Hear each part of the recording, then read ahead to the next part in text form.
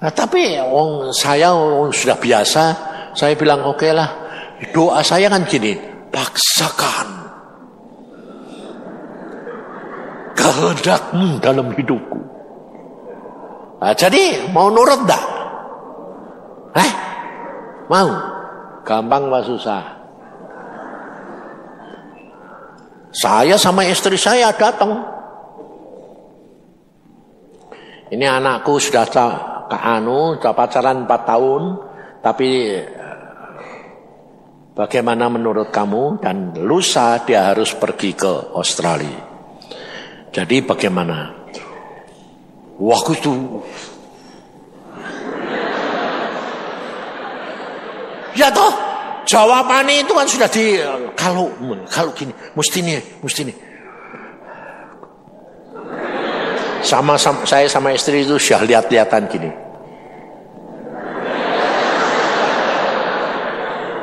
Ya terus jawabannya itu ndak masuk akal. Mamanya anak perempuan itu saya bilang gini, aku ndak suka Denny. Mulai seneng.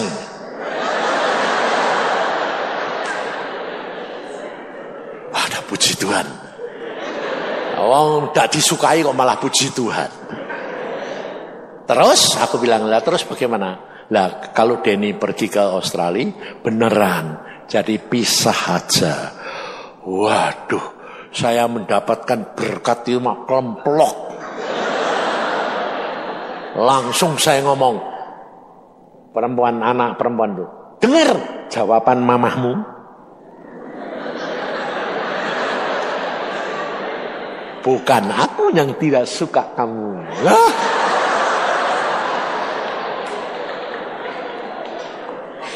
Tapi ibumu, ayahmu tidak suka Denny.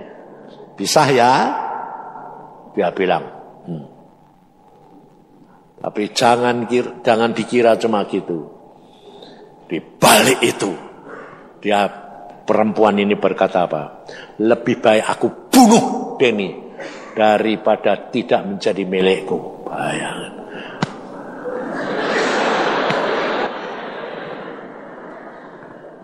Kok ada perempuan kemodel gitu?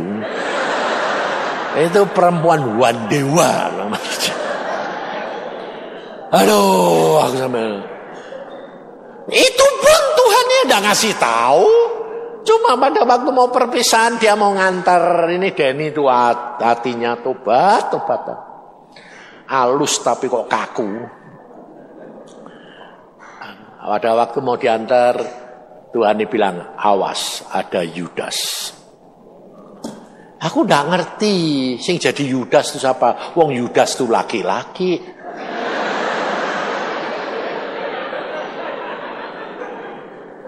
Aku cuma bisa pesan gini, Den, ada Yudas. Lah Denny pikirnya, sing Yudas wong laki ya mestinya aku. Aku bilang, wes pokoknya hati-hati ya Den. Tidak tahu aku. Ngerti saudara? Cara Tuhan memimpin itu tidak seperti yang engkau pikir. Engkau pikirnya itu kalau Tuhan ngomong itu gitu dah. Suka itu sudah tak kasih tahu toh. Lah, mbok sing jelas itu Tuhan.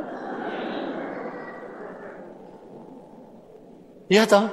Contohnya saudara, sekarang ini kan saya ini pindah.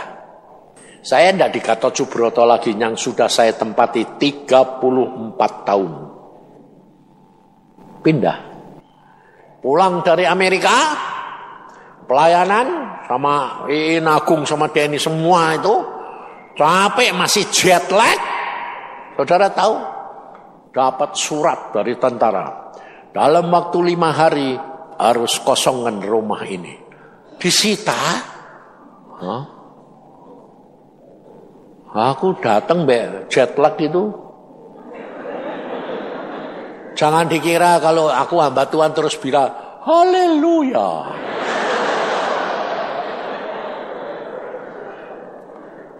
Saya datang darah naik. Marah. Apa tentara itu seenaknya model gitu. Tapi saya ini punya kebiasaan. Tanya Roh Kudus. Tuhan, ini. Menurut aku lawan. Nggak bakal aku pindah.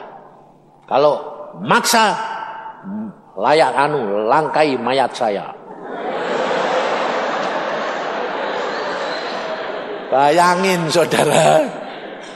Tapi pada waktu saya menghadap Tuhan, ini apa? Jawabannya buat aku.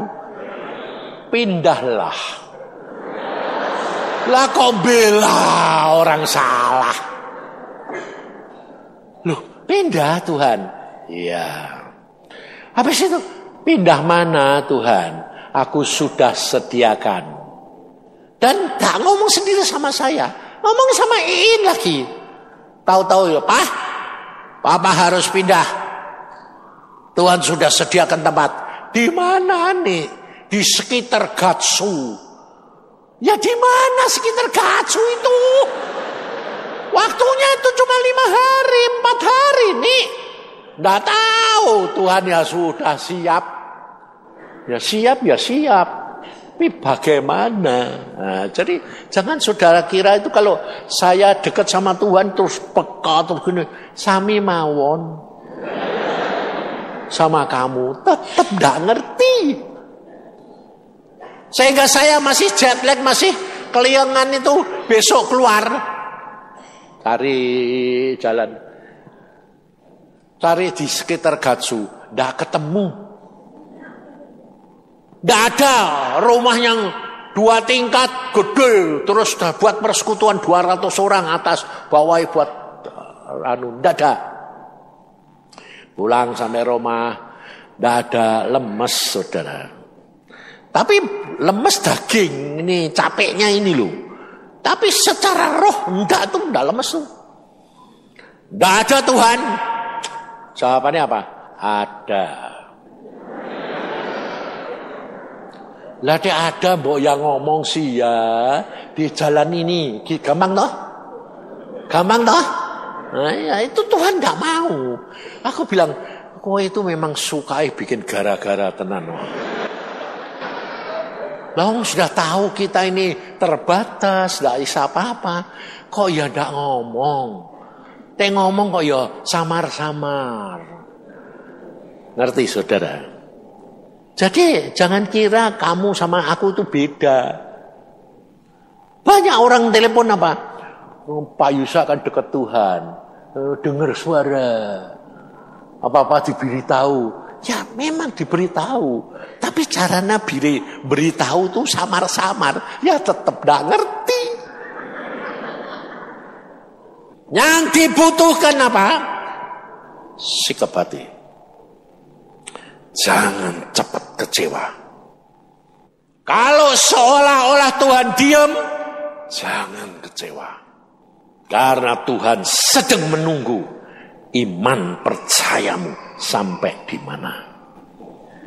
Ngerti? Nggak usah dipikiri. Jalani aja. Saya bilang, oke, besok keluar lagi. Naik mobil, saya sama istri, sama cucu-cucu habis sekolah. Ayo muter-muter. Kemana Kong? Tidak tahu. Pokoknya sekitar Gatsu dicari terus.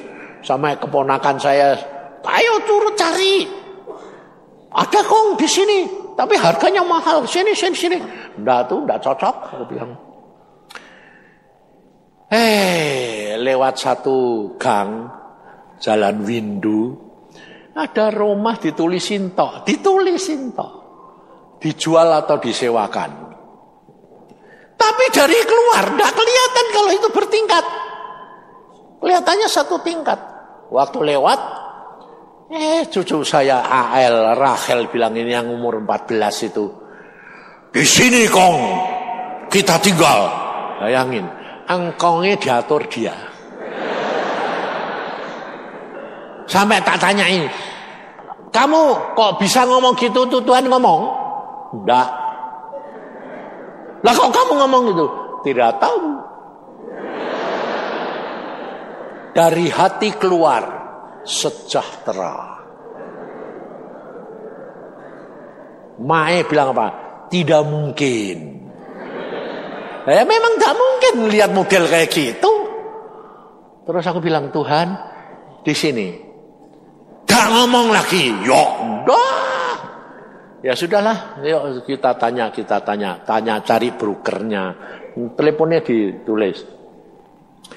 Tanya, setelah tanya baru Kemis harus pindah, Selasa baru ketemu brokernya. Rebu saya harus pergi Bekasi pelantikan. Kemis pindah. Biar coba. Waktu cuma tinggal sehari, pindah, suruh pergi lagi ke Bekasi ngurusi pelantikan. Saudara tahu, itu Tuhan. Saya ngomong gini, Tuhan, mbok ya pindahnya diundur seminggu wae. Supaya kita ada waktu mikir ya toh. Dan barangnya itu 20 truk. Jawabannya Tuhan apa? Dulu sak jam bisa. Sekarang sehari tidak bisa, mati kowe ya. Ngerti saudara? Makanya saya ngatakan hidup dengan Tuhan itu ngeri-ngeri sedep. Ngerinya kalau sedang alami kayak gitu itu loh. Makanya saudara itu harus belajar percaya Tuhanmu itu Tuhan yang luar biasa. Jangan takut menghadapi segala perkara. Ada resepnya, itu adalah apa? Sikap hati yang tetap percaya. Apapun yang terjadi, tidak masuk akal, tidak masalah. Kalau masuk akal, itu bukan Tuhan. Jadi kalau masalah itu kamu hadapi tidak masuk akal, kamu harus ngomong gini, ini Tuhan. Penyelesaiannya bagaimana? Tidak tahu. Tapi aku percaya. Bisa. Ngerti? Coba bayangin. Kita ke Israel, orang 800 itu ngature piye?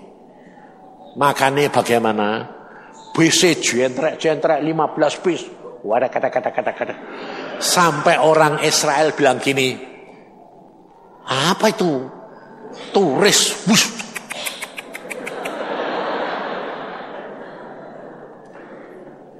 Dan saudara tahu, Golden Gate yang zaman 4 tahun yang lalu itu, kita disuruh ke sana, sampai mau ditembak mati.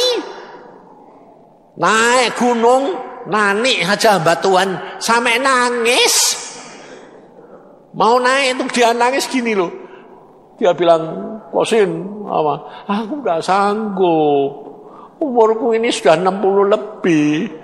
Lah aku 70 lebih. Terus jawabannya apa? Engkau kan laki, aku perempuan loh.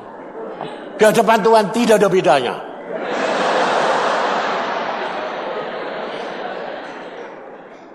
Tidak ada jalan balik. Harus naik, aku bilang. Pokoknya mati atau berhasil. Naik dia. Ayo, bagaimana caranya? Naik sajalah. Melorot, tak dorong bokongmu. Aku tak di belakang kamu. Ayo, naik terus. Awang Agung gendut itu melorot. Balik.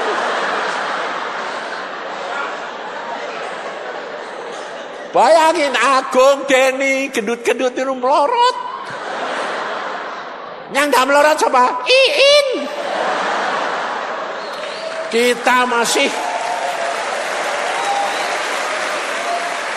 Kita masih keteyelan. Aku bilang gini loh, pasirnya dikeduk sedikit, dibuat landasan. Loh kok papa punya? Loh aku ini bekas tukang merangkak. Tapi Iin sudah di atas. Aku bilang, perempuan loh itu, tapi sudah di atas tuh. Mas ayo, aku minum. Bisa akhirnya. Saudara, yang 4 tahun yang lalu itu dilarang begitu. Saya datang lagi besok mau pulang, guide-nya bilang ini, mau ke Golden Gate. Bang, sekarang dibuka, dibikin jalan. Bayangin, bisa masuk, tumpang tangan, berdoa. Tuhan mengatakan, dengan engkau tumpang tangan, engkau mengatakan, Tuhan cepat datang. Dan sekarang dibuka.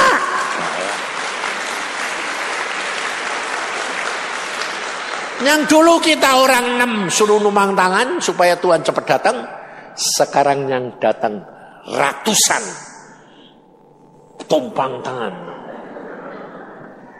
Saudara, dulu waktu kita datang, itu Golden Gate dikasih kerangkengan besi.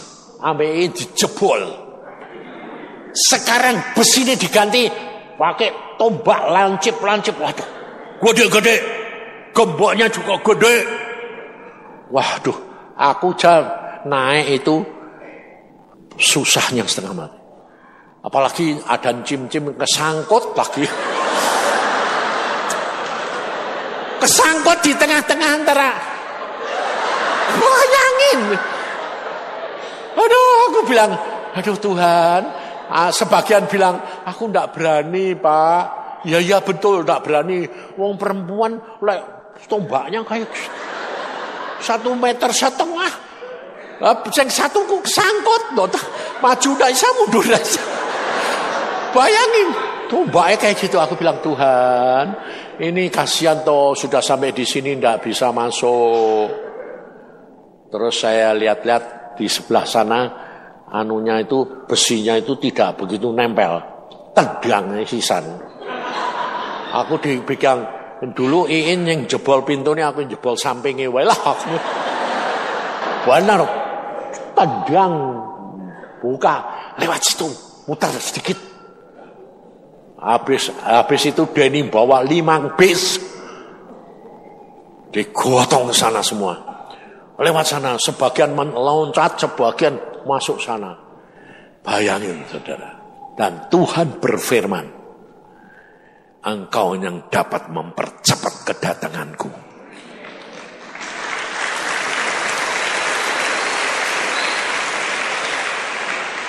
Jadi, sudahlah. Kamu harus mulai berubah. Terobosan ini hanya bisa terjadi kalau kamu mendahulukan Tuhan. Tidak usah takut. Tidak usah khawatir. Pegang, percayamu imanmu. Bahwa engkau sanggup bertahan sampai akhir. Amin. Pokoknya sudah tak pesan loh ya. Kalau sampai ada yang gagal tidak ketemu di surga, bukan salahku. Sekarang kita minta dari Tuhan apa? Kemampuan untuk sampai. Minta percaya. Sikap hati yang tidak berubah.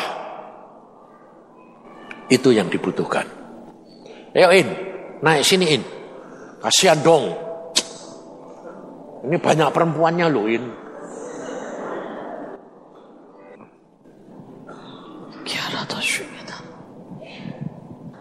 Saudara, saya bersyukur firman-Nya. Saya sedang mengalami banyak hal hari-hari ini. Tapi tadi saya cuma mau kesaksian sedikit. Seringkali benar-benar kita tidak tahu apa yang Tuhan mau. Saudara, kami dipanggil untuk menari di TNI. Harusnya besok pagi. Tapi waktu kamu ke Israel, saudara, waktunya menyerahkan video. Dan ternyata video itu tidak nyampe pada waktunya. Sehingga kami dicoret. Terus kemudian saudara, kami dapat kesempatan sekali setelah perang. Saudara, dan pada waktu itu dibilang Sabtu kami akan dinilai. Disuruh datang jam 10:30. Saudara, itu tiba-tiba macet total. Dan sudah sampai di situ ada miskom, tidak bisa masuk. Sampai baru masuk ke dalam jam 12. Kembali kami dicoret. Saudara, dan kami perang lagi karena Tuhan bilang perang lagi. Habisi. Tuhan bilang kejar sampai di Monas. Kami hari Minggu kejar sampai di Monas. Langsung ditelepon. Kami dapat 2 kesempatan, saudara. Dapat 2 kesempatan tadi pagi jam 6. Dan harusnya jam 1 siang. Untuk bicara dengan petinggi-petinggi. Dengan Bapak Presiden. Saudara, tiba-tiba jam 6 pagi. Kami sudah di sana. Kami berangkat dari rumah jam 5. Kami doa. Dari semalam kami berperang. Terus kemudian sampai di sana, saudara, Presiden tidak pulang karena nonton bola. Ternyata kemarin ada bola antara TNI dengan Polri dan Presiden tidak pulang. Semuanya digeser. Katanya digeser ke Istana Negara. Kami kejar, saudara, ke Istana Negara. Karena Tuhan bilang begini, punyai mental buat jadi lebih dari pemenang. Saudara, kami kejar sampai ke sana. Dan kemudian sampai ke sana, saudara. Pada waktu kami tunjukkan, saudara, itu sekretaris pribadinya itu berkaca-kaca padahal orang seberang. Dan dia berkata, ini bagus banget. Dia bilang, kalaupun besok kamu tidak bisa nari, saya akan aturkan. Kalian akan menari tanggal 17 Agustus di Istana Negara di hadapan semuanya dan akan disiarkan di seluruh Indonesia.